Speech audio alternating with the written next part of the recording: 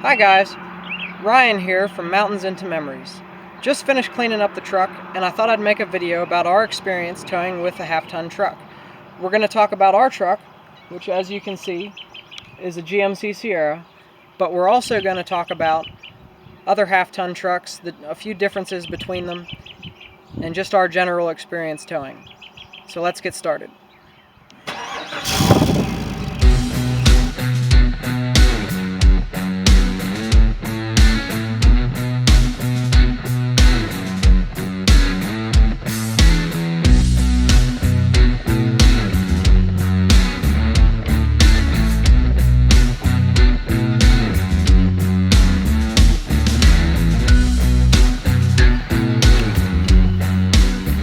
This is going to be a little different from the videos we normally shoot, which are going to be RV travel vlogs.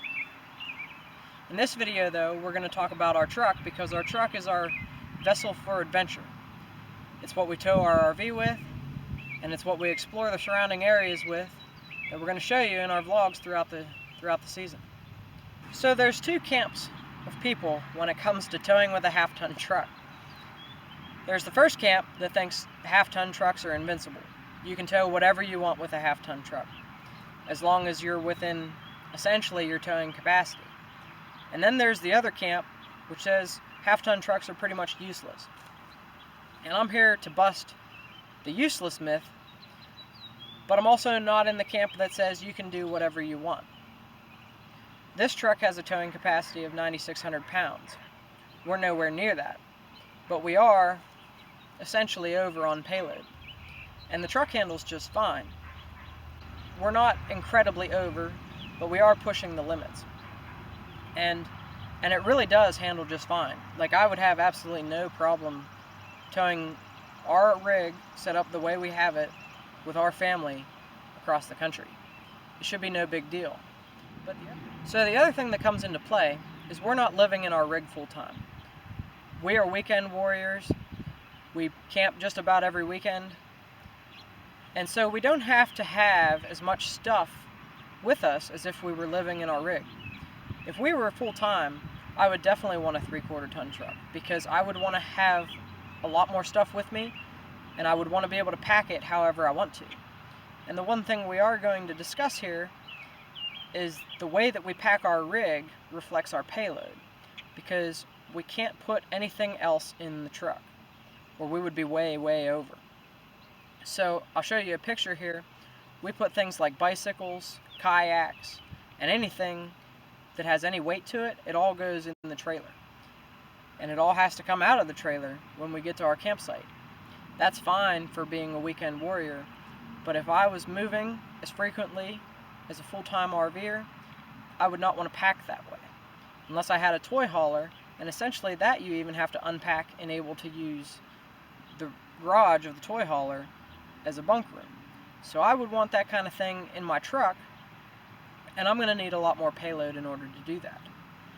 This truck we pack very, very carefully when we camp. I know what everything weighs, and I know whether it can go in the truck or not. We also try to put all the heavy items in our rig over top of the axles, because that does not affect my payload, because it's over the trailer axles. It's not over the trailer tongue. But if I put too much stuff in the front compartments of the trailer, that will contribute to the truck's payload because it's over the tongue. With our rig, we would like to upgrade our batteries, and those are going to go on the trailer tongue. That's one of the reasons I'm looking for a truck with more payload. So I'd like to do some upgrades to the rig. It's going to increase the tongue weight, and I need more payload to do that. But we're going to go through this truck front to back. But we're also going to talk about other half-ton trucks. So just because you don't own a Chevy or GMC, this video is for you too. We're going to start out front with the Powertrain. So let's pop the hood. This truck here is equipped with a 6.2 liter V8, 6-speed transmission, 3.42 gear ratio. It's not an ideal gear ratio for towing. This truck is not equipped with the max towing package, which would have given me the 3.73. All three manufacturers, Ford, GM, and Ram, make a great powertrain for towing. Toyota does as well. Depending on which brand you choose, your towing capacity may vary. With GM, The only way to upgrade is the max towing package. Ford and Ram have different gear ratios and different packages which allow you to tow more. Ford has two. The F-150 has kind of been my primary focus for my next truck, so I'm going to focus on that. They have a trailer towing package and they have a max trailer towing package. Either one would work for our needs. The trailer tow package I think gives you like 11,000 pounds, and the max trailer gives you an extra couple thousand. With GM, in this case of this truck, it has 9,600 pounds towing capacity. Of course, those numbers are not really what you need to focus on with a half-ton. What you're really concerned with is payload, which we're going to talk about later. But the powertrains for Ford, the EcoBoost and the 5.0, are both good. Ram has the 5.7, and the way you get more towing capacity with a Ram is to upgrade your gear ratio. If you're getting a Ram, you want the 3.92 gear ratio for the most towing capacity. But this truck with the 6.2, even though it's not equipped with the towing gears, it really has a ton of power to it. I mean, we can go the speed limit without any kind of issues. We've towed to the mountains of West Virginia. We were able to go 70 miles an hour with no problem on the highway. You want to make sure that your trailer tires are equipped to go that fast if you're going that fast. But you know, we have no issues towing 65 to 70. That's kind of where the sweet spot is for us and our setup. With this truck, starting at the front, this truck does have a leveling kit, which is not ideal if you're towing, but we'll talk more about that later. But the front suspension of this truck is coil springs, and also looking at the front here, we've got LT rated tires, which is an upgrade you want to do if you're towing with a half-ton truck. They allow you to have more air in the tire, which is more stability with the sidewall, and also these are 8-ply. You can also get 10-ply, but these are 8-ply, which I think is a good fit for a half-ton truck. 8-ply tires, they're a little bit lighter. These are General Grabber tires. I had BF Goodrich KO2s on the truck before. The BF Goodrich tires were 10 pounds heavier per tire as far as weight, and that affects your payload. So I chose the Generals because of similar tread, and they're 10 pounds lighter. So that saves us 40 pounds, and we're very close to the limit of payload. So that 40 pounds to me was pretty important when I chose these tires. Moving towards the back, because we put the leveling kit on up front, which we needed for ground clearance off-road, you'll see in our videos we do like to get off the beaten path, and a leveling kit allowed the front end to sit higher, great for ground clearance in the snow in the winter, and getting up our steep driveway when it's not plowed, it definitely helps.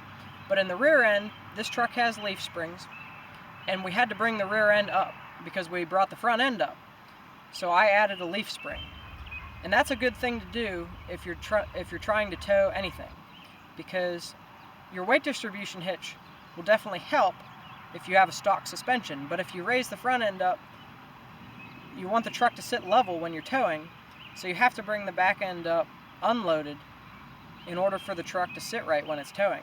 Plus, an add-a-leaf, it adds stability to the rear end, and it improves the ride. As you'll see, we have a cap on the truck that has some weight to it, and so it really, if you look at this truck, it sits really level when we're towing, and I'll show you some pictures of that. But it also has a nice rake when you're not towing, so it's still kind of just as aerodynamic as it was with a stock suspension. So there's definitely upgrades that you can do to your truck to stiffen up the suspension and help with the ride when you're towing. I mentioned an add-a-leaf. Roadmaster active suspension is probably the best alternative to that. If I was doing things over again, I would probably go that route. If I do decide on an F-150, it would be a Roadmaster suspension. Upgraded shocks, if I decided to go with an F-150, I'm thinking Bilstein 5100s to use as the leveling kit instead of the spacers like this truck has.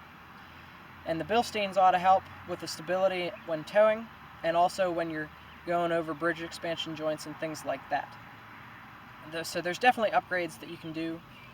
If you choose a Ram, it's coil springs all the way around, so the only option there is to get a different coil spring itself. Shocks will help though, definitely with that as well. The reason I'm looking at Ford so strongly is because it seems like Ford gives you the best payload. The truck is the lightest, but your gross vehicle weight is the same. So GM makes a good truck too, and the reason that I'm not really looking at GM again is because in order to get the 6.2, you have to have a truck with a lot of features. This one is an SLT, and it's pretty much loaded, but all that stuff, it weighs something. And with every feature you add, you lose your payload. Whereas Ford allows me to get a lot of features and still keep the payload number up. The payload on this truck, I think it's 1450, but I'll show you the sticker. And that's good if there's only 2 of you in the truck, but we have 2 adults, 1 child, and everything that goes with a child, 2 dogs, plus the fiberglass cap. So we're right at 1450. I'd like to have an extra 300 pounds for some things that we're going to do with the next truck. And you'll see that in the upcoming episodes, but I need 300 more pounds essentially. That's the bottom line. I'd like to be at 1800. That would be perfect for our family. But if there's just 2 of you, 1400 pounds is perfect, so you should have no problem there. And there's other ways with GM trucks to get better payload. Of course, when you downgrade in trim package, you're stuck with the 5.3 V8, which is not what you want to be towing with. But you can get that with the max trailering package, and that will definitely help. But I prefer the 6.2. Ford allows me to get an EcoBoost or a 5.0, which are their premium engines, in lower trim packages with more payload. Don't lump me into the camp that says you can't RV or you can't tow a travel trailer with a half-ton truck. We've been doing it, and it has been great. Especially with the 6.2 in this truck, we have plenty of power. Power is not an issue. Stopping has never been an issue. We're way under the gross combined weight, and I would think as if you were approaching gross combined weight, that's when stopping would become an issue. I do think that trailer brakes help. It's very, very good idea to make sure your trailer brakes are well maintained and that they work properly, but you need to be doing that with any truck that you're towing with, not just a half-ton. These upgrades that we've done, suspension and tires and things of that nature, we talked about how the tires weigh more. LT tires definitely weigh more. So they actually decrease your payload, they don't increase it. But they do allow you to carry payload more stably. All the suspension upgrades that we've done, they take away from the payload. The extra leaf spring, that weighs something, so that takes away from the payload. But it does allow me to be at full capacity and feel stable going down the road. Weight distribution hitch, that's another thing. We're going to do a whole video on weight distribution hitch setup when we get the new truck and have to move it over. But it's important when you're setting up your weight distribution hitch that you read the owner's manual of your truck. GM wants you to move at least half of the weight that you lost from the front axle back to it. Every manufacturer suggests things differently. Ford wants less weight moved back to the front axle. I'm not sure about Ram. But our weight distribution hitch, we have a Fastway E2, 2-point sway control, and it's served us pretty well so far. We haven't had any issues with trailer sway whatsoever, and we've towed in some pretty heavy winds. So you want to read the owner's manual of your truck and the owner's manual of your weight distribution hitch, and you want to set it up accordingly. You're going to have to make adjustments until you get it right. You can't just rely on the RV dealer to set it up, because they're just kind of doing a basic generic setup, but each truck manufacturer requires it to be set up differently, and that's why you need to read your owner's manual. I'll show you a screenshot of this truck's owner's manual, but again, Ram and Ford are going to require different setups. And like I said, we have scaled this truck, so we know exactly where we're at. The other thing to be wary of is your axle weight ratings. those are the ones you really don't want to exceed. So you definitely want to look at the stickers on your door, which I'll show you, and those tell you all the ratings for the axles and your payload and your gross vehicle weight. Another thing you want to look at is to make sure your truck is registered in your state for the amount of weight that the truck is rated to carry. We realized recently that our truck is registered for 7,000 pounds and it's rated for more than that. So we're approaching max payload, which means we're at the rating of the truck, but we're not registered for that amount of weight. If I was intending to keep the truck, I would change the registration to accommodate for the actual weight that it's rated for. But since we're getting rid of it, and we're not even going to be towing with it again, there's no sense in me doing that. And I didn't realize it until making this video. So it's very important that you check your state's laws and your own registration to make sure that your truck is registered for the amount of weight that it can actually carry. So guys, I'm just going to conclude this video here with the truck, and she's been a good truck. We've put 50,000 miles on her. We've got pretty good gas mileage. I'll show you that. And you know, there's a lot of benefits to a half-ton truck, and this one's been good. And we'll see in the next video, which I'm going to show you some stuff that we did up in Potter County over the past weekend and the weekend before. And then after that, we'll show you the new truck that we're getting. And well, hopefully anyway.